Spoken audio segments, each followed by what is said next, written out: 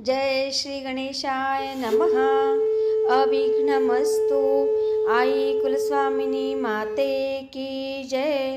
जय श्री गुरुदत्त श्री स्वामी समर्थ महाराज की जय।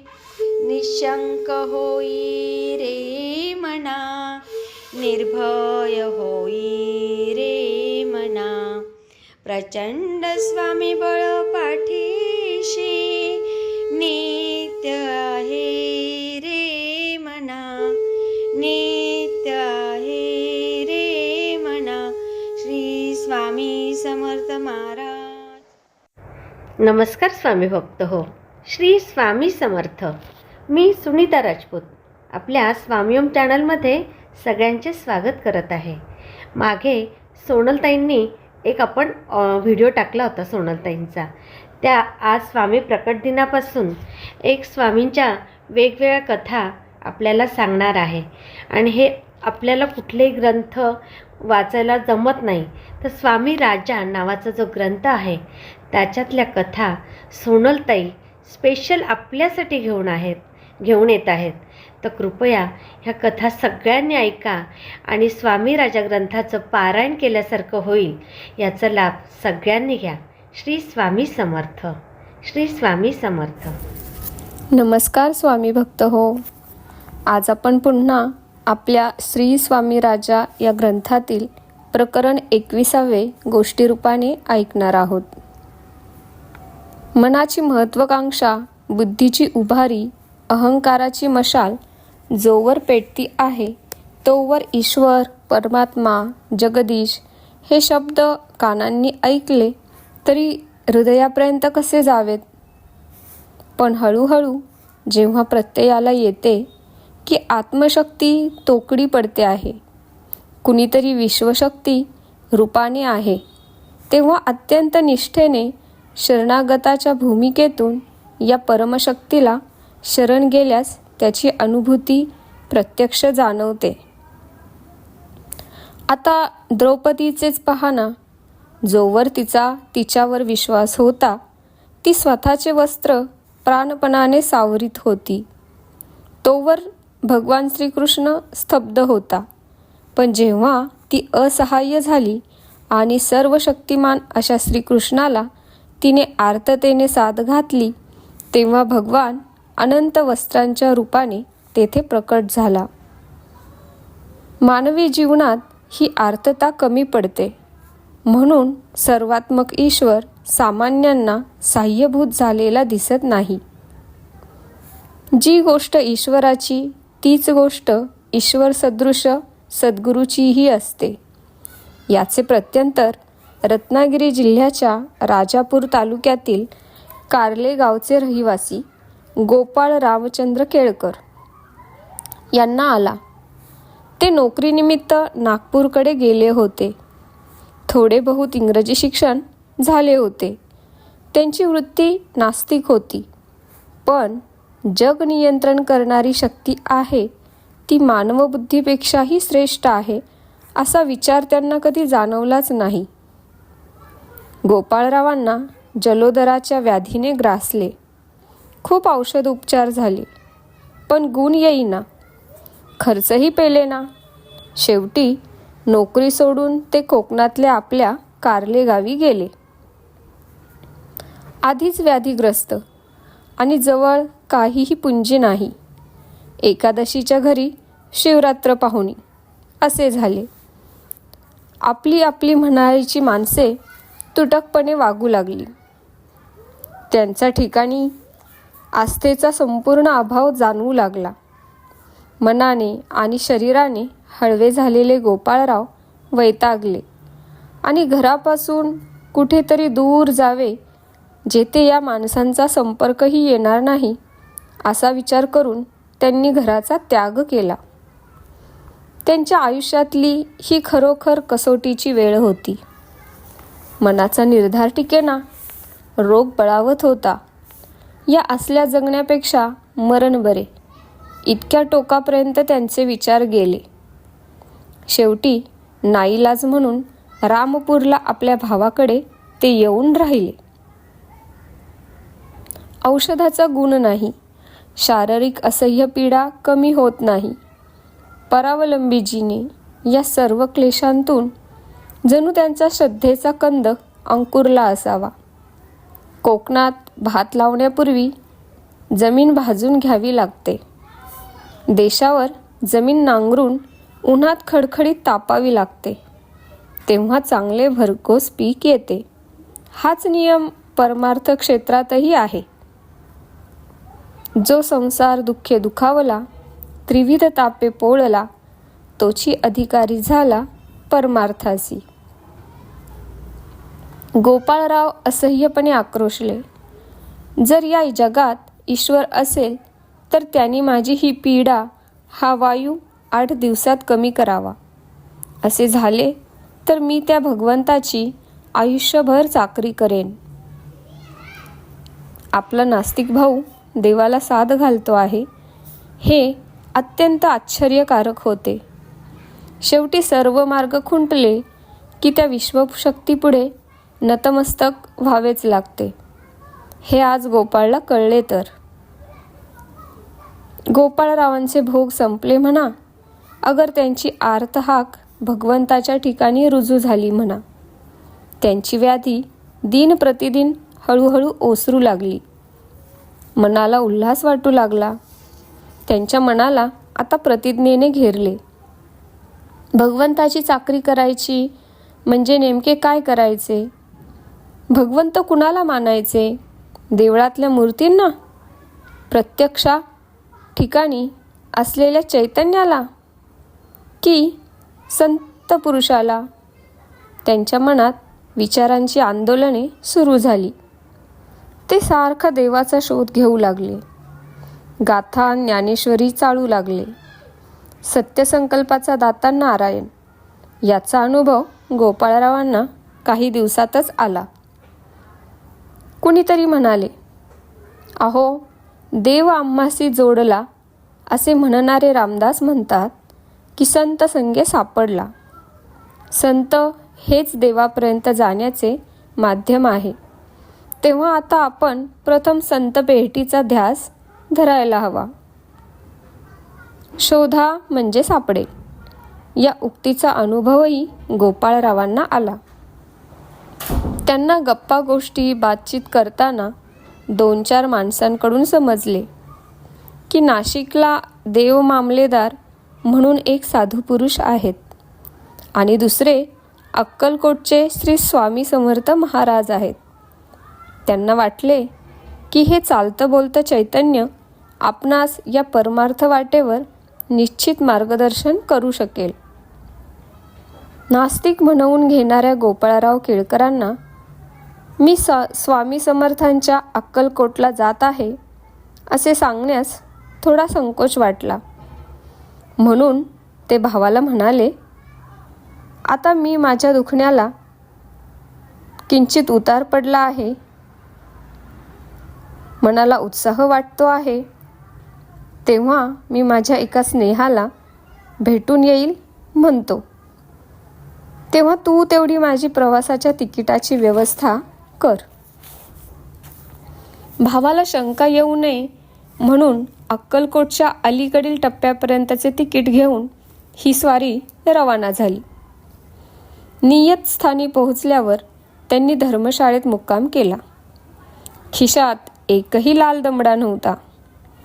उदयिक काही व्यवस्था होते का, कुणी प्रवासी मिळतात का ते पाहू असे म्हणून त्यांनी पथारी पसरली. मध्यरात्रीच्या सुमारास 10-12 बैलगाड्या धर्मशाळेसमोर थांबल्या.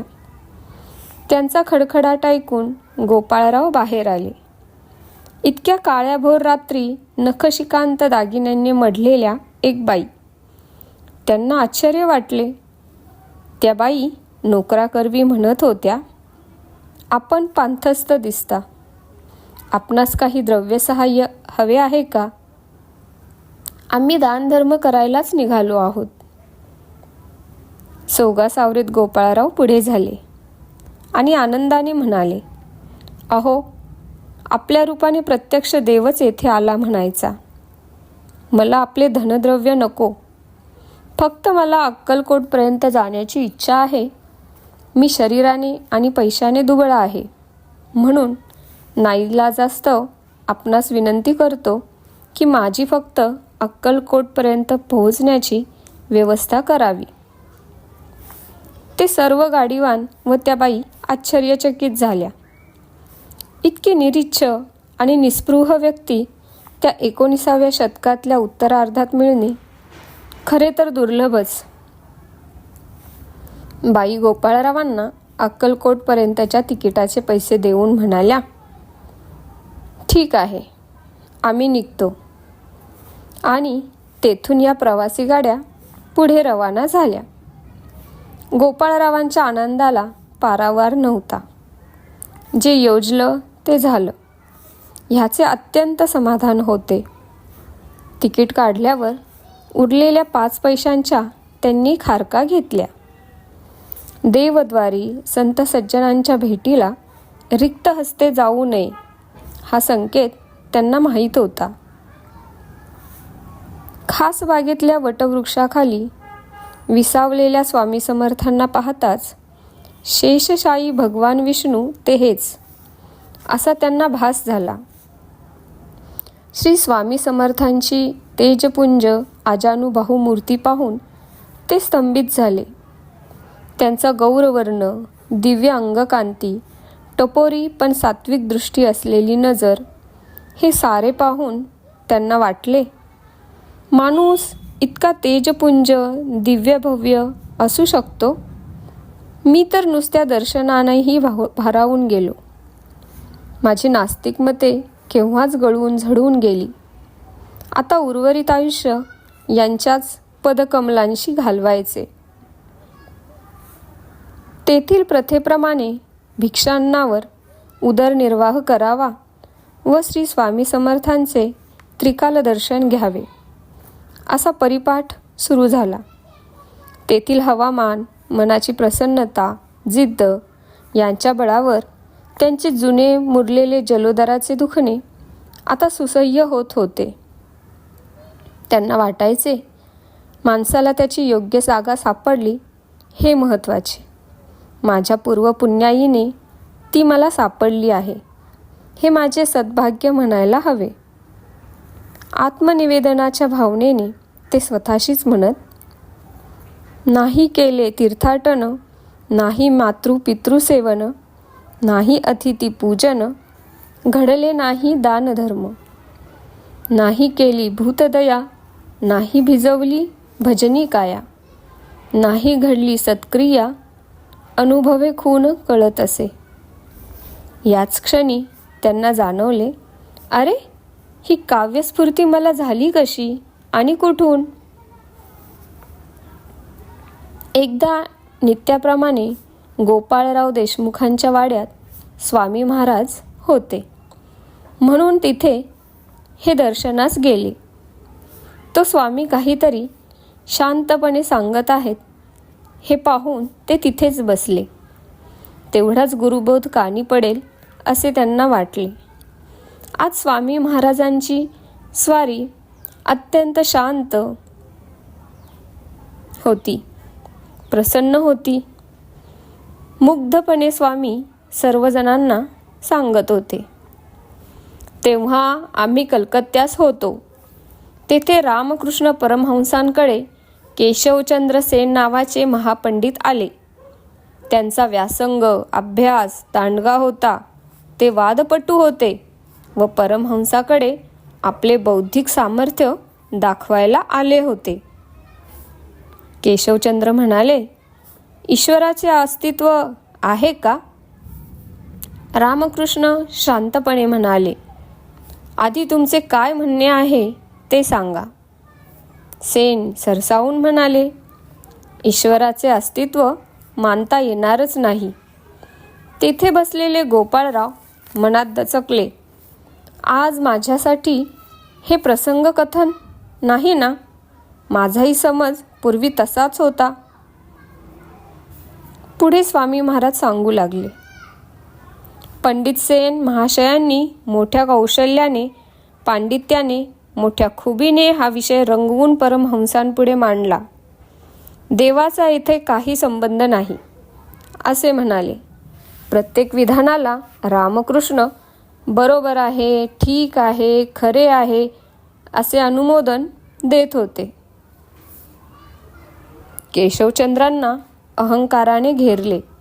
माझा युक्तिवाद खोडून काढण्याचे सामर्थ्य रामकृष्ण यांच्यात नाही असा त्यांचा समज झाला. वाद प्रतिवाद करायला अभ्यास लागतो, बहुत वाचन लागते व बुद्धिमत्ताही लागते. ती परमहंसांजवळ नसावी. ते म्हणाले, ईश्वराचे अस्तित्व सिद्ध होत नाही ते तुम्हाला मान्य आहे असे मी आता समजतो. यावर रामकृष्ण शांतपणे म्हणाले, तुमची भेट होईपर्यंत देव आहे याबद्दल मलाही खात्री नव्हती, पण आता तुमचा सत्संग झाल्यावर माझी अगदी पूर्ण खात्री झाली की देव आहे आणि आहेच. आश्चर्याने केशवचंद्र सेन म्हणाले, ते कसे काय? परमहंस म्हणाले, आपली इतकी कुशाग्र बुद्धी, विलक्षण विचार सामर्थ्य, ठासून सांगायची पद्धत पाहून मी अवाक झालो. अहो, एकाच व्यक्तीत इतके प्रभावी गुणविशेष असणे हे ईश्वर अस्तित्वाशिवाय कसे शक्य आहे? माझी तर खात्रीच झाली की परमेश्वर आहे. माझ्यासारख्या अडाण्याची बुद्धी जर ईश्वरदत्त आहे, तर तुमच्यासारख्या पंडित आणि विद्वान माणसाची बुद्धी म्हणजे ईश्वर असण्याची खात्रीच की. सेन तर ह्या वाक्याने विरघळूनच गेले. मला जे लंब्या चौड्या भाषणाने जमले नाही ते या थोर पुरुषाने मोजक्या शब्दात पटवून दिले. मला आतून स्पंदन जाणवते आहे की माझा पराजय झाला, अर्थात या शक्तीने मला स्पर्श केला. गोपाळरावांना वाटले, माझा अनुभव तरी यापेक्षा वेगळा कुठे आहे. येथील अज्ञात शक्तीनेच मला येथवर खेचून आणले आहे ना, ते स्वतःशीच गुणगुणू लागले. असा तो आता विचार मजकडे केलाची कृपा कर, याचक मी तुझे दार धरुनी उभा राहिलो. गोपाळराव संपूर्णपणे या येथील वातावरणाशी समरस झाले होते. येथे नित्य नवीन अनुभव पाहायला मिळत असत, ऐकायला मिळत असत. कुणी चेटूक करणारे आले व फजित होऊन गेले, कुणी चोरीच्या मिशाने आले व पकडले गेले, कुणी महाराजांची परीक्षा पाहायला आले आणि स्वतःच परीक्षार्थी होऊन राहिले. शारीरिक व मानसिक आधी-व्याधीने ग्रासलेले खूप लोक नित्य येत असत. ऐहिक कामनापूर्तीसाठी लोटांगण घालीत येणाऱ्यांचीही काही कमी नव्हती. गोपाळरावांसारख्यांना वाटायचे, हा एवढा पुण्यपुरुषी दत्त अवतार, पण यांच्याकडे आपला परमार्थ सफल व्हावा अशा इच्छेने कुणी का येत नाही, आणि आलेच तर अगदी विरळा. गोपाळरावांना मात्र गुरुबोधा वाचून कशाचीही आकांक्षा नव्हती. शिवाय त्यासाठी कितीही सेवा करावी लागली, अगर कितीही समय लागला तरी त्यांची तयारी होती.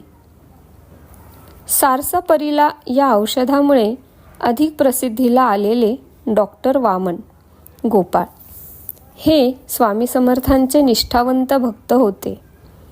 हे डॉक्टर वामन गोपाळ त्यांच्या घराण्यात शिवोपासना होती. प्रदोषव्रतही ते अत्यंत श्रद्धेने करीत. अधूनमधून ते मुंबईहून आवर्जून अक्कलकोटला स्वामी समर्थांच्या दर्शनाला येताना ते कधीही रिक्त हस्ताने येत नसत. डाळिंबांचा मोसम सुरू झाला की उत्तमातली उत्तम डाळिंबे ते स्वतः स्वामी समर्थांकडे पाठवित असत. हा त्यांचा जणू परिपाठ होता. त्या फळांमागची त्यांची भक्ती श्रद्धा स्वामींना जाणवत होती आणि ते मनापासून त्यांचा स्वीकार करायचे. कामाचा अधिक ताण असल्याने त्यांना कित्येक महिने अक्कलकोटला येणे जमले नव्हते. या सुमारास डाळिंब फळांना बहर आला होता. कामाच्या भाऊगर्दीत सुद्धा डॉक्टरांना स्वामींचे वारंवार स्मरण होत होते. त्यांनी लालचुटूक डाळिंबाची एक पेटी एका विश्वासू माणसाबरोबर अक्कलकोटला पाठवून दिली व आपण येऊ शकत नाही याबद्दल दिलगिरी व्यक्त करणारे पत्रही दिले. 2-4 दिवसांनंतर प्रदोष आला. नित्याप्रमाणे डॉक्टर श्री शंकर भगवानांची व स्वामी समर्थ महाराजांची सायंपूजा करीत असता एकाएकी त्यांच्यापुढे दृश्य साकार झाले. एक वृद्ध स्त्री स्वामी महाराजांना लालचुटूक डाळिंबदाणे भरवीत आहे आणि स्वामी महाराज मिटक्या मारीत प्रसन्नतेने ते खात आहेत. हे दृश्य पाहताच डॉक्टर वामन गोपाळांच्या डोळ्यातून आनंदाश्रू वाहू लागले. स्वामीराया, आज प्रदोषसमयी आपण मला असे दर्शन दिलेत. मी धन्य झालो. आणि त्याहून आश्चर्य म्हणजे 2 दिवसांनी त्यांचे स्नेही बाबूराव मोघेंकडून त्यांना टपाल आले. त्यात अक्कलकोट स्वामींचा संदेश होता. अनार बहुत मीठे, मरीजों की सेवा करते रहना, दुख दूर करना, वहाँ हमारी सेवा है, ये सेवाव्रत श्रेष्ठ है. ही हकीकत जेव्हा गोपाळराव केळकरांना कळली तेव्हा त्यांच्या मुखातून संतश्रेष्ठ तुकारामांचा अभंग बाहेर पडला. जे का रंजले गांजले, त्यासी म्हणे जो आपुले, तोची साधू ओळखावा, देव तेथेची जाणावा. अध्यात्म क्षेत्रातले धन्वंतरी केवढी मोठी शिकवण देत आहेत. सेवा हे व्रत श्रेष्ठ व्रत आहे. गोपाळरावांना येथे येऊन 4 महिने होत आले. उगवणारा प्रत्येक दिवस स्वामी कार्याचा नजराणा घेऊन येत होता. रडत येणारे दुःखी कष्टी हसत मुखाने परतत होते. आर्त जिज्ञासू समाधान पावत होते. कोणी चिकित्सक, पंडित, शास्त्री श्रद्धापूर्वक आल्यास महाराजांचे ज्ञान पाहून आश्चर्यचकित होत असत. असे एक ना अनेक प्रसंग पाहायला नित्य मिळत होते, ऐकायलाही मिळत होते. पण अद्याप प्रत्यक्ष अनुभव काही येत नव्हता. पण गोपाळरावांना त्याची खंत मुळीच नव्हती. त्यांचा संत उक्तीवर विश्वास होता की तुका म्हणे तेथे न चाले तातडी, प्राप्त काळ घडी आल्याविन. खरोखर ही घडी एके रात्री प्राप्त झाली. गोपाळराव देशमुखांच्या वाड्यात झोपले होते. जलोदराचे दुखणे अधूनमधून सतत त्रासदायक वाटत होते. त्या रात्री स्वप्नात प्रत्यक्ष स्वामी महाराजांची स्वारी आली. तोच प्रसन्न चेहरा, तीच वत्सल नजर, नुसत्या दर्शनानेच तृप्ती लाभावी अशी स्वामींची कृपा. श्री स्वामी समर्थांनी गोपाळरावांच्या फुगीर पोटावर हात फिरवला. तो हस्तस्पर्श फारच सुखस्पंदने निर्माण करणारा भासला. स्वामी महाराज म्हणत होते, तुझा रोग नाहीसा झाला आहे. हे शब्दब्रह्म कानावर पडले मात्र गोपाळराव त्याच क्षणी उठून जागे झाले. लघुशंकेला जाऊन आल्यावर त्यांना पोटाचा फुगीरपणा नाहीसा झाल्याचे जाणवले आणि एकदम व्याधी दूर झाल्याचे भासले. ही सद्गुरू कृपा अनुभवून कृतार्थ झालेल्या गोपाळरावांच्या नेत्रांमधून अश्रुधारा पाझरू लागल्या. हे चालते बोलते परब्रह्म माझ्यासारख्या हीनदिनास नास्तिकास पावले. हे माझे पूर्वजन्मीचे सुकृतच म्हणायला हवे. ते म्हणत होते, नामी धरावा विश्वास, पायी राखावे चित्तास, आवरावे चंचल मनास, आपुलिया सामर्थ्ये. स्वामी दर्शनाने आणि शरीरव्याधी दूर झाल्याने गोपाळराव मोठ्या आनंदी मनस्थितीत होते. अधूनमधून त्यांना स्वप्ने पडत, पण प्रत्येक स्वप्नात ते विविध संकटात सापडले आहेत व स्वामी समर्थ महाराज येऊन त्यांना संकटमुक्त करीत आहेत असे दिसे. त्यामुळे गोपाळरावांना अक्षरशः रात्रंदिवस स्वामी दर्शन घडत होते. व्याधी बरी होऊन 1 महिन्याचा काळ लोटला. अर्थात त्यांच्या मनात घरी परतण्याचे विचारसुद्धा येत नव्हते. खऱ्या वारकऱ्याप्रमाणे त्यांना इथेच माझे पंढरपूर असे वाटत होते. श्री स्वामी महाराज हचनाळला गेले होते. इतर सेवेकऱ्यांबरोबर गोपाळरावही तिथे होतेच. नित्याप्रमाणे ते पहाटे उठले.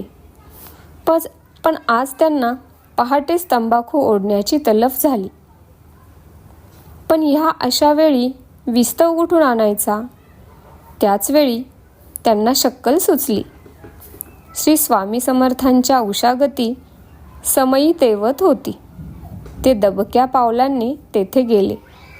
सुंभाची गुंडी त्यांनी ज्योतीवर धरली. गुंडी पेटत होती तोवर स्वामी महाराज उठून बसले. बुवांची अक्षरशः घाबरगुंडी उडाली व ती पेटलेली गुंडी खाली पडली. गोपाळरावांनी त्याच क्षणी स्वामींचे चरण धरले व दिनावर अनुग्रह करावा असे काकुळतीने विनंती केली. देहाचे अवगुण नागवुनी घ्यावे, जाळोनी टाकावे एका ठाई. तुझी भक्ती माझी जोडती असावी, वासना नसावी आणिक ठाई. स्वामी महाराज आनंदून म्हणाले, वा, माझ्या हरिभाऊचे, माझ्या सुताचे काव्य तुझ्या मुखी. अरे वा, छान झाले. त्याच्या इतका तूही मला आपुलकीचा आहेस. सुंभाच्या गुंडीचे निमित्त करून रावांच्या प्रपंच वासनेची गुंडी स्वामींनी आपल्या बौद्धसमयीवर जाळून घेतली. आता गोपाळरावांची दृष्टी समूळ बदलली होती. स्वामींच्या अचिंत्य अनंत शक्तींचा त्यांना अनुभव येत होता. स्वामी म्हणजे चालते बोलते परब्रह्म आहे हा भाव त्यांच्या अंतरी ठसावला होता. येथे त्यांना कितीतरी साधकांच्या व सिद्धांच्या हकीकती ऐकायला मिळत होत्या. स्वामी मंगळवेढ्यास होते तेव्हा बालसाई नावाचा मुलगा महाराजांना हुक्का भरून देत असे. त्याला पुढे शिर्डीस जाण्याचा आदेश स्वामी महाराजांनी दिला व सिद्धपुरुष होशील असा आशीर्वाद दिला. विदर्भातील शेगावचे गजानन महाराज बालस्वरूपात प्रथम अक्कलकोट स्वामींच्या समोर प्रकट झाले. त्यांचा कृपाप्रसाद त्यांना लाभला. पारनेरचे मामलेदार यशवंतराव भोसेकर यांना स्वप्नात शालिग्राम दिला व अक्कलकोटला येण्यास सांगितले. तेच ते देव मामलेदार परमपूजनीय वासुदेवानंद सरस्वती म्हणजेच टेंबे महाराज. स्वामी समर्थांचा आदेश मिळाला की तुम्ही अक्कलकोटला या. त्याबरोबर ते तेथे आले. पण त्यांना स्वामींनी जे दर्शन दिले ते नरसोबावाडीत असलेल्या भगवान दत्तात्रयाच्या स्वरूपात दिले आणि स्वतः प्रत्यक्ष दत्त असल्याची प्रचिती दिली. हेच टेंबे महाराज पुढे स्वामी समर्थ महाराजांच्या बडोद्याजवळ असलेल्या नर्मदा तीरावरील गरुडेश्वरी येथे राहिले आणि त्यांनी गुजरातमध्ये दत्त उपासनेचा मार्ग इतरांना दाखविला. असे अनेक मोठे मोठे लोक येऊन येथून प्रेरणा घेऊन जात होते हे त्यांना कळत होते व ते स्वतः धन्यता अनुभवित होते. एके दिवशी अकस्मात त्यांची पत्नी त्यांच्या पुढे येऊन उभी राहिली. प्रवासाने शिनलेली, मानसिक व्यथेने धास्तावलेली व शरीराने निस्तेज व क्रूश झालेली. आपली ही बायको पाहताच ते एकदम आश्चर्याने म्हणाले, अगं, तू इथे कशी? त्याबरोबर पत्नी म्हणाली, जिथे राम तिथे सीता जाणारच.